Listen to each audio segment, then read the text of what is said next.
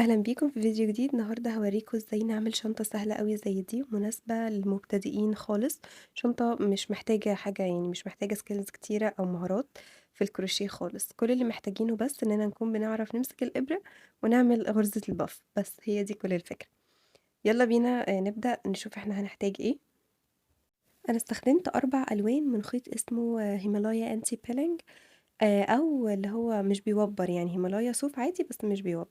استخدمت الأبيض كبيز أو الoff white كبيز وبدّلت عليه بقى بالألوان التانية، يعني بُص من جوّه اللون الoff white بتاعي، وبعدين الوردة نفسها بدأت أغيّر بقى فيها واشتغلت كل واحدة لون. حابين تزوّدوا الألوان عن كده طبعًا براحتكم، حابين تقللوها تعملوها كلّها لون واحد برضه هتكون جميلة. أحلى حاجة في الشنطة دي إن أي حاجة هتنفع فيها. كمان احتجت كمان إبرة مقاس 4 عشان الخيط بتاعي رفيّع شوية، فالإبرة دي حلوة وعملت لي غُرزة لطيفة. الإبرة دي اللي هي عشان نخيط الوردات في بعض مثلًا لو احتاجنا، وكمان إبرة خياطة علشان نركّب البطانة، والبطانة دي حاجة اختياري لو أنتِ حابة تخلّيها أوكي، مش حاباها عادي. وزرار علشان نقفل الشنطة بتاعتي. وكمان جِبت سلسلة طولها تقريبًا 2 متر، ولمّا قسمتها على 2 بقت متر واحد.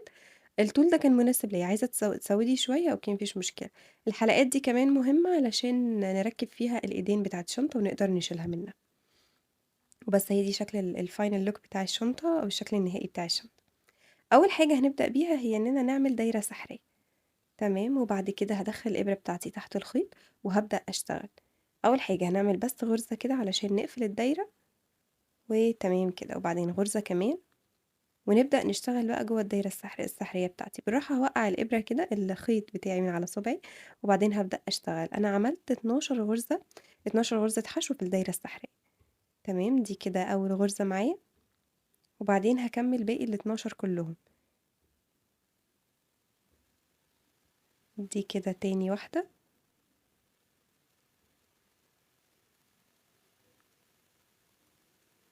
3، نسحبها شوية علشان نقدر نتحكم فيها، نصغّرها حبّة، كده 4، 5، 6، 7، 8، 9، بعد كده 10، 11، 12.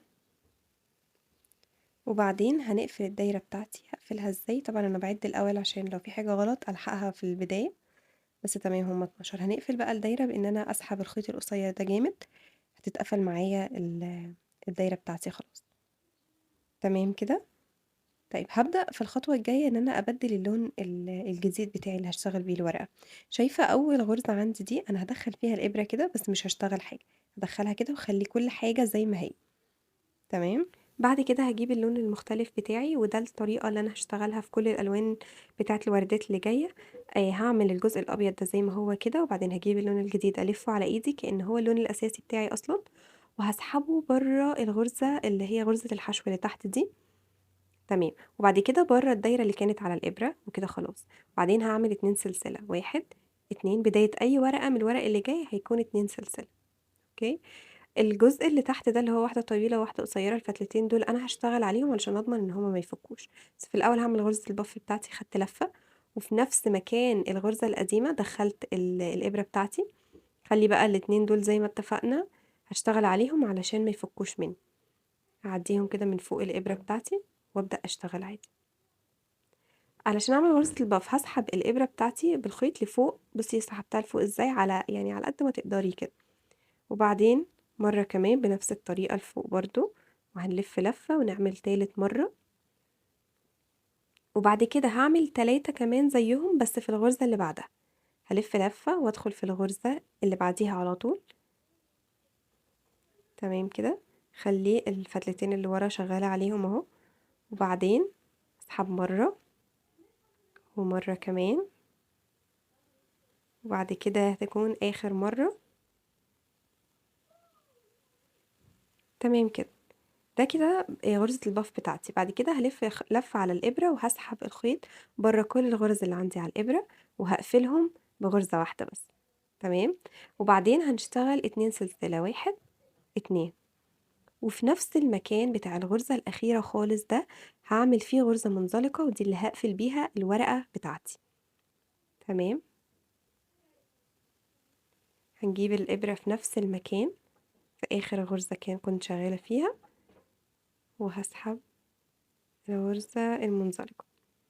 كده بقى شكل الورقة بتاعة الوردة بتاعتنا. تمام، شايفين هتلاقوها منتفخة كده شوية وبف، هتبقى شكلها جميل إن شاء الله. بعدين هادخل في الغرزة التانية على طول اللي بعدها، وهاعمل غرزة منزلقة علشان أتحرك. دايما بتحرك بغرزة منزلقة. تمام اهو، هسحبها لفوق، وبعد كده هبدأ أكرر نفس اللي عملته تاني. هعمل 2 سلسلة، وهلف لفة على الإبرة، ونفس الغرزة بتاعتي هدخل فيها، وهسحب الإبرة لفوق خالص. تمام، ونعيد ده تاني، نكرر مرتين كمان، مرة وكمان مرة. وبعد كده هنشتغل في الغرزة اللي بعدها. تمام، أنا دخلت في الغرزة التانية وهبدأ أشتغل ال3 بتوعي برضو كده. عملنا مرة، 2، نسحب لفوق ما ننساش، وهنكرر ده مرة كمان. خلاص كده، بعد كده هلف الخيط على الإبرة وهسحبه بره كل الغرز اللي عندي اهو، وبعدين هنعمل سلسلة عشان نقفل الورقة، ونشتغل 2 سلسلة، 1، 2، وفي نفس الغرزة اللي كنت شغالة فيها وهعمل غرزة منزلقة، نفس الغرزة.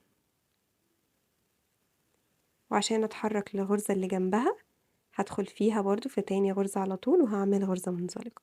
ده شكلها اهو. تمام، بصي الغرزة اللي عليها الدور دي هدخل فيها كده وهعمل غرزة منزلقة. كده انا اتحركت من ورقة لورقة، وهبدأ اكرر نفس اللي عملته ده تاني لحد ما اخلص كل اعداد الغرز اللي عندي. تمام، كده ما فاضلش غير اخر واحدة بس، وهي يعني انا اشتغلتها بنفس الطريقة. هتحرك للغرزة اللي بعدها بغرزة منزلقة، ونكرر نفس اللي عملناه، 2 سلسلة و3 غرزة بف في الغرزة الأولى، و3 في الغرزة التانية، يبقى في التوتال بتاعي 6. 1، 2، 3، وبعد كده نكرر نفس اللي عملناه في الغرزة التانية. 1، 2، مرة كمان آخر مرة، 3، وبعدين هسحب كل ده برا الخيط بتاعي، وبعدين سلسلة، ونعمل 2 سلسلة، 1، 2، وفي نفس الغرزة نفس اللي عملناه هنعمل غرزة منزلقة، وبس كده خلاص. تمام، ده شكل الوردة بتاعتي. المفروض تكون بالشكل ده، مش معوجة مثلا ولا مقوسة ولا مشدودة، لا، ريحي ايدك وانتي بتشتغلي علشان تطلع مظبوطة. المفروض ان انا هدايري كل بقى الخيوط اللي ورا دي كلها. طبعا انا قصيتها اهو. الخيوط الاتنين القصيرين اللي انا كنت شغالة عليهم تحت دول هربطهم في بعض علشان اضمن ان هما ما يتفكوش خالص. تمام، هعمل ربطة او ربطتين، وبعد كده هجيب الإبرة بتاعتي رفيعة وابدأ أدخلها جوه الغرز نفسها، بحيث أضمن إنها مش هتطلع. الخيط الأبيض اللي أنا قصيته ده اللي هو كان بتاع الدايرة السحرية، وده مش هيتفك أصلا. فأنا جبت الإبرة بتاعتي الرفيعة، وهبدأ أدخل كل الغرز أو كل الخيوط بتاعتي جوه الغرز نفسها. تمام،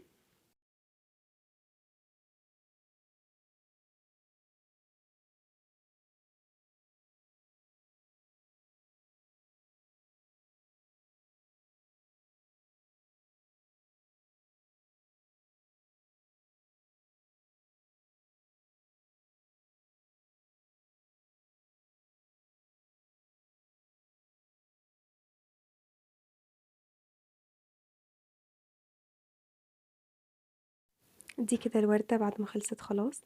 تمام، لازم تكون مفرودة، ما تكونش مقوسة ولا تكون أي حاجة، تكون مفرودة وتمام. عملت بقى العدد ده، عملت 8 من الموف الفاتح و8 من الموف الغامق، وعملت 11 من البينك ده. تمام، ناقص اننا نعمل 4 بس من النص وردة، مش وردة كاملة، هي نص. تمام، 2 من الموف الفاتح و2 من الموف الغامق. طب علشان هعملها ازاي؟ هي نفس فكرة الوردة الكاملة، بس بدل ما اكمل الستة كلهم، الست ورقات بتوعي زي دي مثلا، دي 6 بتوعها كاملين، لا، انا هعمل 4 بس ومش هكمل تاني بعد كده. يعني أنا هاشتغل كده لحد هنا، الاتنين دول خلاص بقى مش هنشتغلوا، زي دي بالضبط، تمام؟ وطريقتها طبعًا هتبقى سهلة خالص، هي نفس طريقة الوردة زي ما كنتم شغالين، لو حابين تشوفوها تاني نرجع لأول الفيديو نشوفها. بصوا كده أنا هنا وقفت عند ال4، هاقفّل الورقة اللي أنا ماسكاها في إيدي دي، هنعمل 2 سلسلة، 1، 2، وبعدين في نفس الغرزة اللي أنا كنت عاملاها برضه، وهاعمل غرزة منزلقة.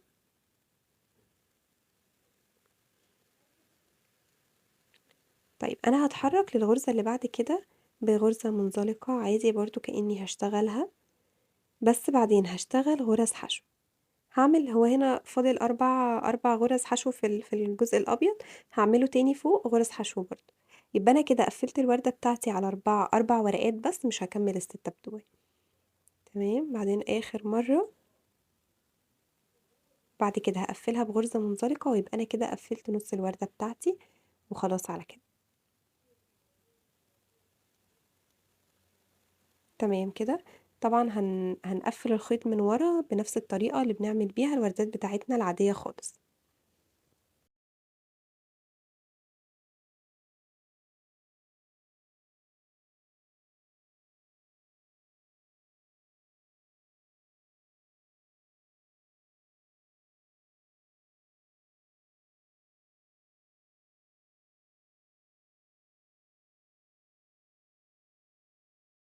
وده النُص وردة بعد ما خلصت دي شكلها.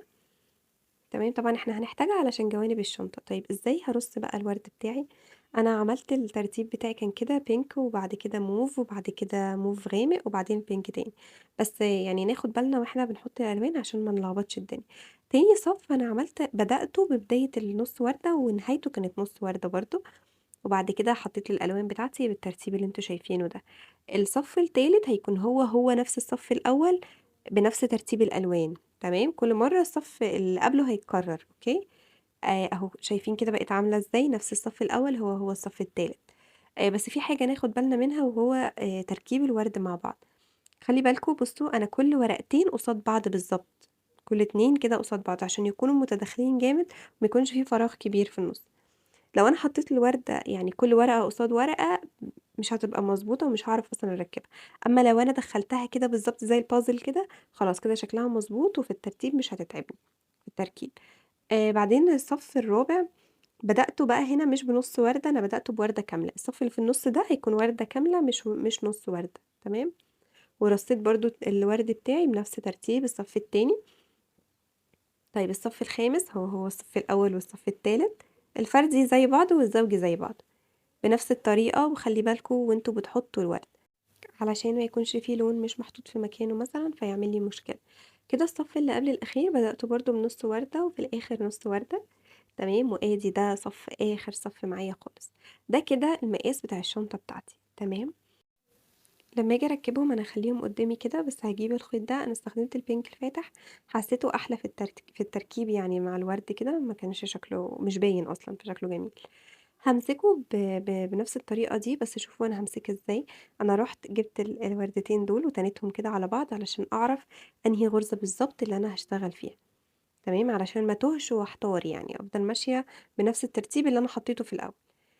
هاجيب الخيط بتاعي أهو، وشايفين أنا خرّجته برّه بداية الوردة بتاعتي، سحبته مرّة أهو، بعدين هاقفل بغرزة، وعشان أتحرّك من ورقة لورقة أنا لازم أعمل 3 غرز، 3 سلسلة يعني، تمام كده، وبعدين هننقل على الورقة اللي بعدها، في أيوه الجزء ده كده شايفينه، الغرزة اللي طالعة دي اللي كنت باقفل بيها غرزة الباف، باخدها هي واللي جنبها، وبعدين نسحبهم كلّهم بغرزة منزلقة. ودول كده أول وردتين اتقفّلوا معايا في الشنطة بتاعتي. طيب هارجع أحطهم تاني علشان أشوف أنا المفروض هاستخدم إيه، هي الوردة دي اللي عليها الدور، يعني بُصّوا أمّا حطيتها لقيت نفسي المفروض آخد الوردة دي، فأنا هاخدها كده أحطها عليهم وهابدأ أشتغل. الطريقة دي أسهل طريقة أنا جرّبتها، لإن أنا لمّا كنت باعمل حاجة كده كنت باتلخبط ومش عارفة آخد أنهي ورقة أنهي وردة وأنهي لون وبالاقي الألوان باظت منّي، فالطريقة دي كده أسهل طريقة، إن أنا أحطهم قدّامي وأقعد أشوف مين اللي عليه الدور. أنا واقفة في النُص هنا ما بين دي ودي كده، ما بين ال3، فأنا هنا مش محتاجة أعمل أي سلسلة ولا أي حاجة، أنا هادخل بنفس الطريقة كده من غير ما أزود أي سلسلة، وهنسحب برضه غرزة منزلقة. تمام كده واضحة. وبعدين هاجيب الورقتين اللي عليهم الدور عشان أتحرك ما بينهم، هاعمل سلسلة من 3، وبعد كده هاخد الغرزة الأولى بتاعة الورقة دي، والغرزة بتاعة الورقة اللي قصادها، وهناخدهم كلهم نسحبهم بغرزة منزلقة.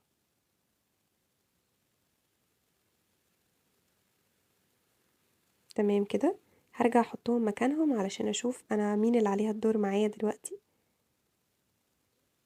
بص انا واقفة هنا، فاللي عليها الدور هي البينك الفاتحة دي. تمام اهو، احطها عليها كده، وهاخد الورقة دي والورقة اللي جنبها، الاتنين دول هشبكهم في الموف. طبعا انا لما اكون واقفة في النص كده مش بحتاج ان انا اعمل اي سلسلة ولا اي حاجة، بدخل عادي خالص وبسحبهم مرة واحدة بغرزة منزلقة.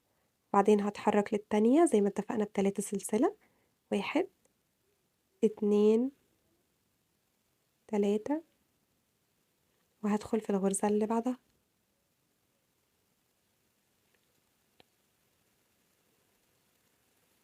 وهسحبهم كلهم بغرزة منزلقة. هرجع احطها مكانها تاني واشوف انهي وردة اللي عليها الدور. بصوا انا واقفة فين، انا واقفة تحت هنا، طبعا مفيش حاجة هشبكها فيها تحت، يبقى انا محتاجة ان انا اتنقل للورقة اللي بعدها علشان اخد البينك مع الموف. تمام كده. طب هعمل كده ازاي؟ عادي هشتغل 3 سلسلة عادي، مفيش مشكلة، ما انا هنقل ما بين ورقة وورقة. خلاص اللي مفتوح دوت واحنا شغالين هنقفلهم كلهم مع بعض، يعني واحنا شغالين نلاقي كله اتقفل خلاص. هنقل بقى على الورقة التانية، هنشتغل 3 سلسلة، 1 2 3. نتأكد تاني، أيوة هنا. هناخد بقى الموف مع البينك كده نحطهم على بعض ونبدأ نشتغل.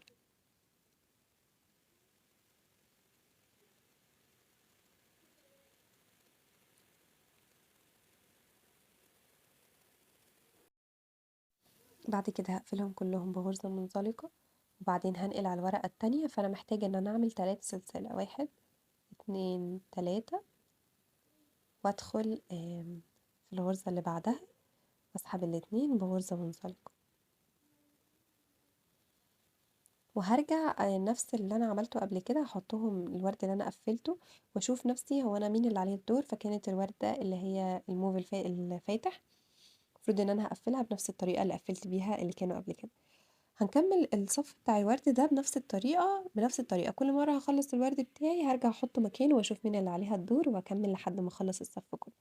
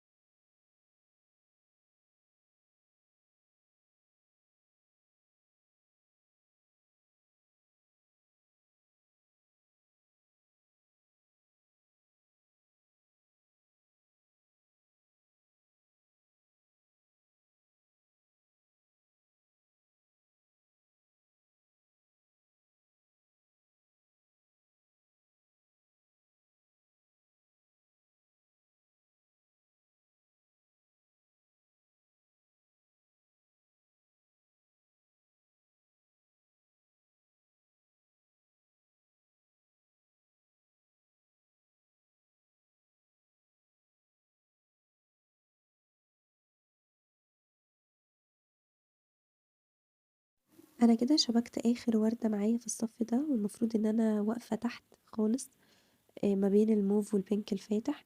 هاشوف أنا المفروض أطلع يعني إيه الوردة اللي عليها الدور، هي الوردة الموف الغامق مع الاتنين اللي هم أصلا مشبوكين في بعض دول. فأنا المفروض إن أنا هطلع من تحت لفوق، فأنا هعمل سلسلة أطول شوية من السلسلة العادية. هنعمل 1 2 3 4. تمام، وبعدين هنقفل الأول الوردتين اللي هم أصلا كانوا مشبوكين، الموف الفاتح والبينك، وبعدين اخد الموف الغامق بتاعتي وابدأ اشتغل. يبقى انا علشان اطلع من تحت لفوق عملت 4 سلسلة. تمام، خلاص اتشبك اهو. تمام، احنا كده هنطلع للصف اللي بعده اهو. انا المفروض اخد الموف الغامقة دي ابدأ اركبها هنا. طبعا هي في النص، فانا مش محتاجة اشتغل سلسلة ولا اي حاجة.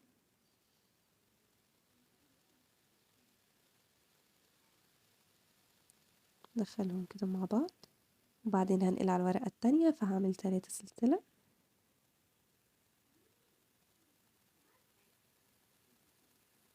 تمام اهو.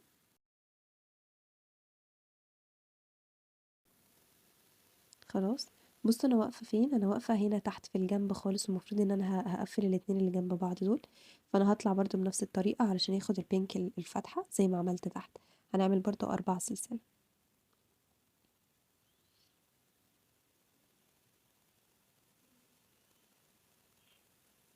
1 2 3 4، وهقفل الاتنين دول مع بعض.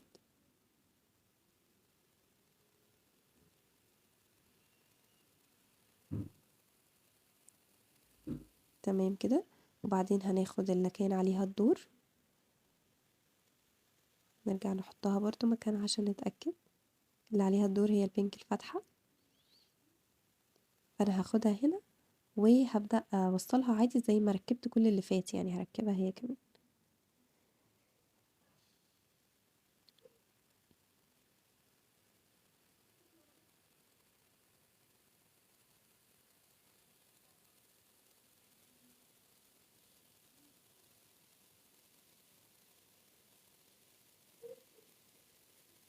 وبعدين هنقل على الورقة التانية، فهشتغل 3 سلسلة وننقل على التانية.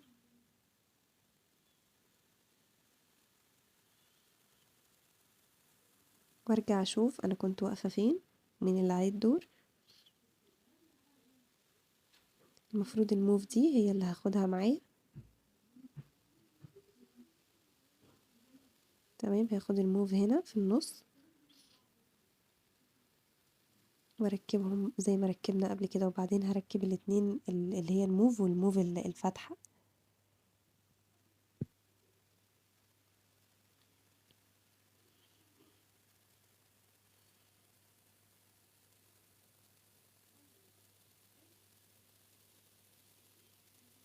خلاص كده وصلناهم، بعدين هنعمل 3 سلسلة. 1 2 3، وناخد الورقتين اللي عليهم الدور. خلاص، هنرجع نشوف تاني برضو احنا واقفين فين، بس هنلاقي نفسنا المفروض اننا نقفل الاتنين اللي هما المفتوحين دول، اللي هي الموف الغامقة والبينك اللي تحتيها. مش هاخد حاجة من فوق بقى خلاص، دول محتاجين يتقفلوا طبعا.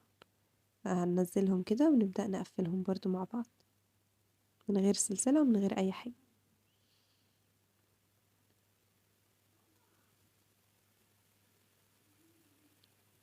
تمام، بعد كده شايفين اللي عليهم الدور مين؟ اللي هي الموف برضو والبينك والموف الفاتح اللي هو المثلث ده كله. دول برضو المفروض ان انا هقفلهم مع بعض زي ما قفلنا اللي تحت عادي.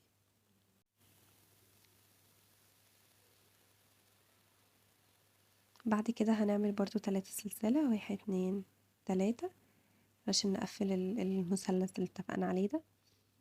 ناخد كده ونقفل بغرزة منزلقة، وبعد كده هناخد اللي عليها الدور اللي هي الموف الفاتحة.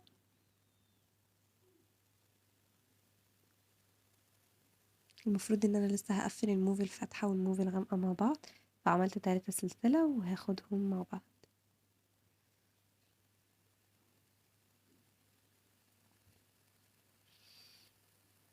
تمام، هارجع بقى أحطهم مكانهم وأشوف مين اللي عليها الدور. شايفين ده شكلها من ورا لازم تكون عاملة ايه، شكل سداسي كده مسدس. انا واقفة ما بين هنا الموف الفاتح والموف الغامق، فاللي عليها الدور هي البينك اللي فوقيهم دي على طول، او المفروض هنا مثلث برضه اهو، زي دي هي دي، نفس الفكرة. احطهم كده وابدأ اشتغل، وهكمل على كده بنفس الطريقة لحد لما اخلص بقى كل الورد اللي معايا.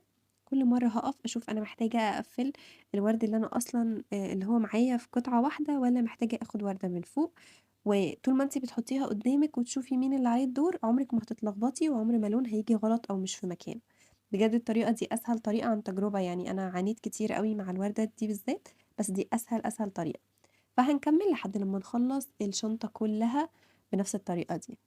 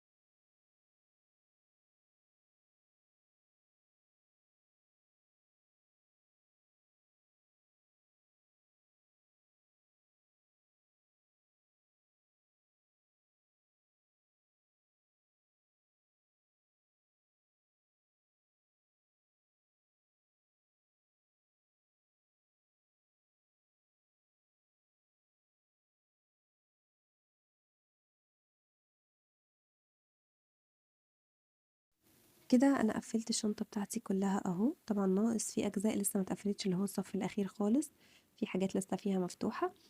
طيب المفروض ان انا هقفلها ازاي؟ انا هتحرك ما بين من تحت كده لفوق، بس دي نازلة لتحت شوية، فانا هكبر، مش هعمل 4 سلسلة، هعمل 6. 3 4 5 6. تمام. وهدخل في الغرزة اللي هما الوردتين اللي جنب بعض او الورقتين اللي جنب بعض، وهعمل غرزة منزلقة.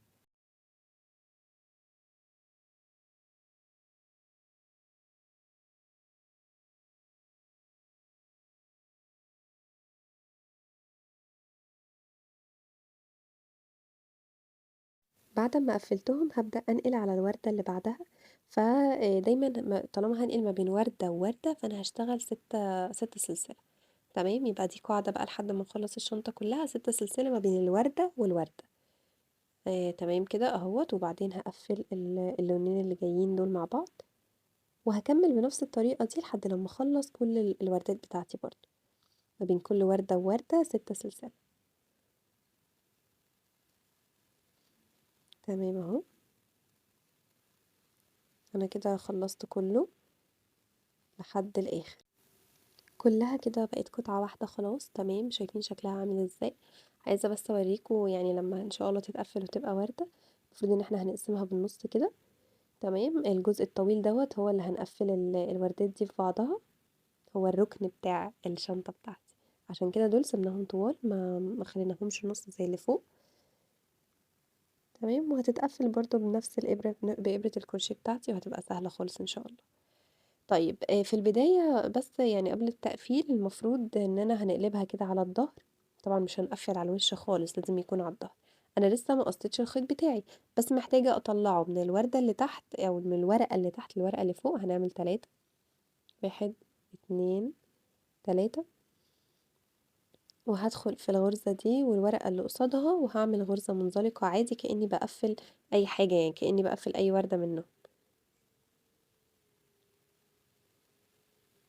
كده. تمام، وهسحبهم. وبعدين هنرجع تاني ب3. 1 2 3.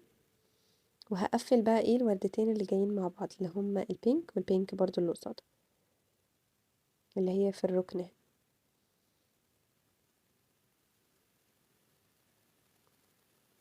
تمام، بعد كده هاخد الموف والموف اللي جنبها، الموف اللي قصادها هنا، وهنعمل غرزة منزلقة برضو حتى لو هما متقفلين. انا محتاجة بقى اقفلهم مع بعض. تمام، يعني محتاجة ما يبقاش ايه الجنب بتاعي مفيهوش حتة مفتوحة. هنشتغل 3 سلسلة كمان. 3، وندخل في الجزء بقى بتاع الغرز اللي كنا عاملينها غرز الحشو. هنعمل في كل غرزة وفي اللي قصادها غرزة منزلقة برضو. تمام، هنا 4 وهنا 4، فاحنا هنشتغل 4 غرزة منزلقة. خد دي كده واللي قصادها.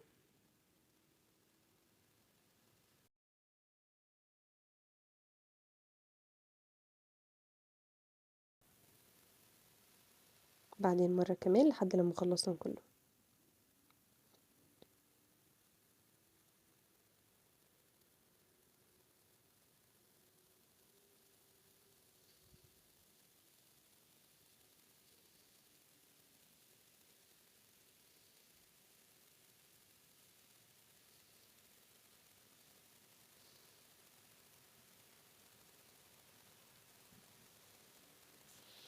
بعد كده هقفل دي ودي مع بعض، اللي هي الغرزة دي والغرزة التانية اللي مقابلة ليها، بغرزة منزلقة برضو. وبعدين بقى هيجي اخر جزء خالص في التقفيل. بس شايفين ده شكلها اهو بعد ما قلبناها، شايفين شكلها عامل ازاي؟ جميلة. طيب المفروض ان انا عندي الموف اللي تحت دي والبينك اللي فوقيها، وعندي ورقتين مش متقفلين مع اي حاجة. هقفلهم بقى مع بعض، يعني الورقة الاولى مع الوردة اللي هي الاولى، والورقة التانية مع الوردة التانية. ادخل الغرزة بتاعها، هعمل سلسلة واحدة بس، ادخل الابرة في الغرزة. وبعدين ناخد الورقة. تمام، ناخد الورقة اللي فوق دي ونعملهم مع بعض بغرزة منزلقة. وبعدين نعمل 3 سلسلة، وانقل على الوردة التانية، الورقة التانية والورقة البينك اللي جنبها، وهنقفلهم سوا.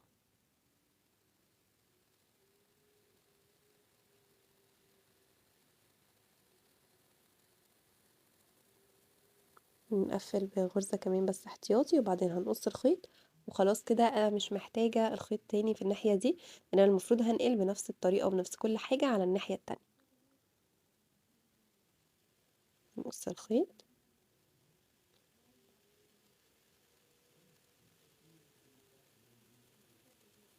وخلي دي كده. هنكرر نفس اللي عملناه الناحية دي او الجنب ده في الجنب التاني عشان تقفل معايا الشنطة وتبقى تمام. خلاص بنفس الطريقة هبدأ من هنا واشتغل كأنها هي الجزء اللي فات ده بالظبط. خلاص كده انا قفلت الجنبين بتوعي تمام. كده الشنطة تقريبا خلصت، بس ناقص يعني حاجات بسيطة.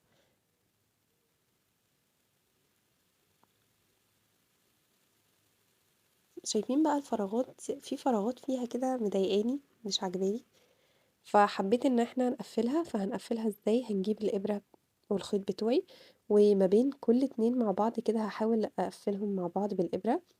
تمام شايفينها اهو. هدخل دي مع دي،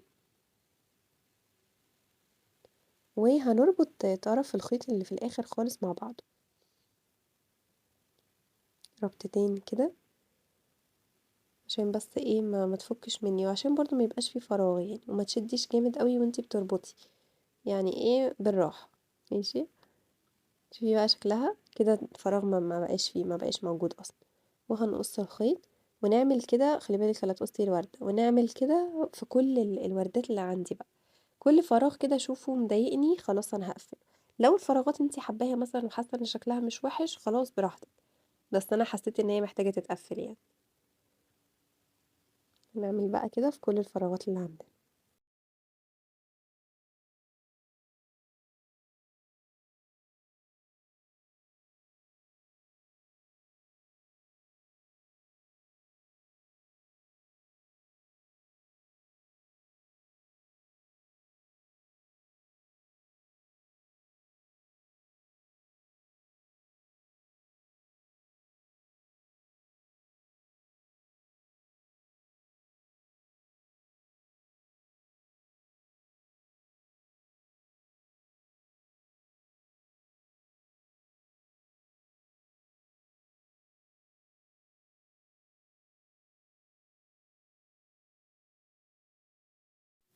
بعد لما خلصتهم كلهم، شايفين ده شكل الفراغات بعد ما اتقفلت كلها اهي.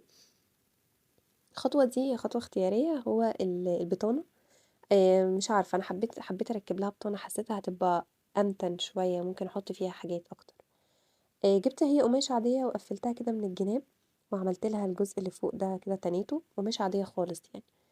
وبعدين هدخلها جوه الشنطة كده،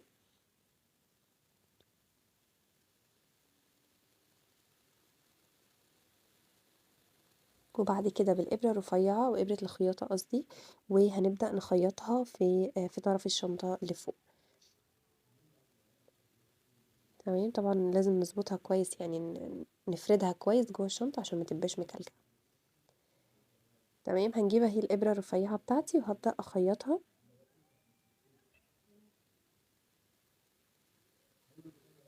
خلي بالك عشان الإبر دي بتعور يعني، غير حاجتنا حاجات الكروشيه مش بتتعب خالص. فهنقعد بقى نخيط كل الجنب ده والجنب التاني لحد ما نقفلها كلها. بس ناخد بالنا انها الخيط بتاعي ما يطلعش بره الوردة، يعني اشتغلي طبعا في الوردة وكل حاجة، بس ما تخليش الإبرة تطلع لبره قوي بحيث الخياطة ما يبقاش باين بره. تمام.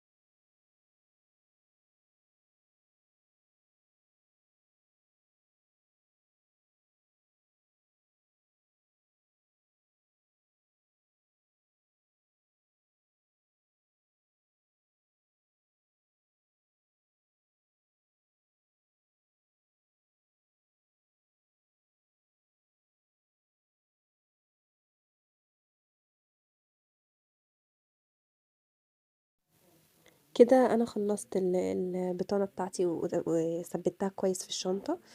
فاضل آخر حاجة بقى هو الزرار، يعني أنا حابة إن إحنا نقفلها، لو اتقفلت هتكون أفضل. فجرّبت لها كذا حاجة ما نفعتش، يعني ما حسّيتش معايا غير الزرار، لإن الزرار هي يعني خفيفة شوية، فالزرار هو ألطف حاجة معايا. اخترت لها زرار أبيض، حسّيت الزرار الخشب هيكون أحلى، بس للأسف ما كانش عندي خشب، فاخترت الأبيض جميل برضه، وخيّطته الطريقة العادية خالص بتاعة الزراير.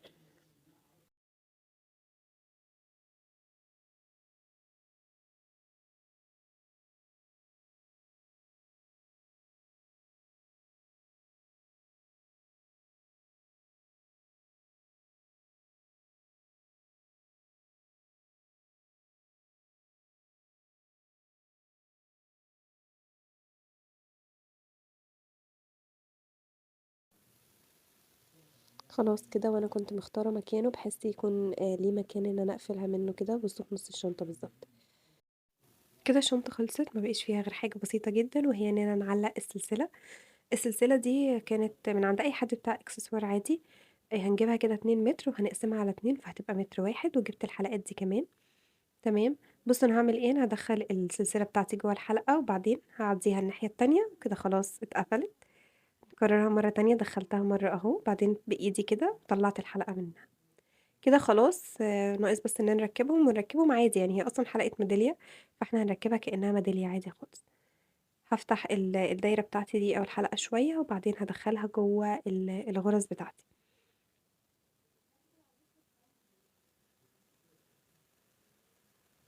تمام أهو، بعدين هندخّل.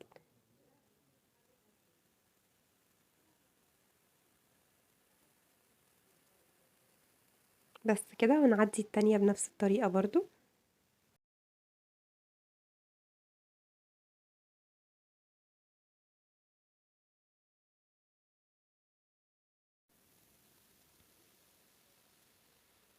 وبس كده الشنطة خلصت، يا ريت أتمنى تكون عجبتكم، وإن شاء الله أشوفكم في فيديو جديد.